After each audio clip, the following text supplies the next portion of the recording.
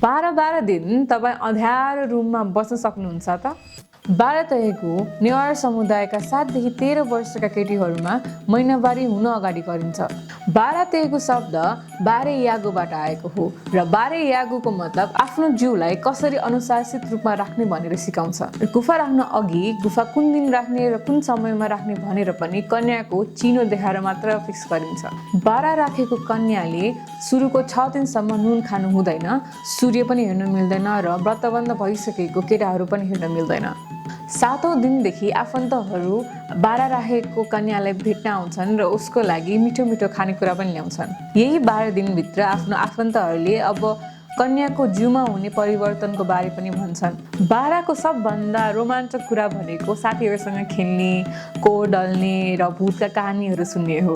12 को अन्त्यमा केटीलाई घुम्टो ओढाएर बाहिर ल्याउँछन् र पहिलो पटक उसले सूर्यलाई पानीमा हेरेर दर्शन गर्छिन् र त्यसपछि परम्परागत रूपमा पूजाहरू गराइन्छ। थागुली नक्कीले कन्यालाई सिन्दुर पनि हालिदिन्छन्। यो सिन्दुर हालेपछि सबै कार्यक्रमहरू सम्पन्न हुन्छ र त्यो कन्या अब ठुलो भइन् भनेर पनि मानिन्छ। आजकल समयको व्यस्तताले गर्दा मान्छेहरूले सामूहिक नै 12 राख्ने कार्यक्रम गर्दैछन्। सो तपाईँले अब पहिला जसरी 12 दिन नै 12 राखेको ठिक हो कि आजकल सामूहिक रूपमा 4 दिन मात्र राखेको ठिक?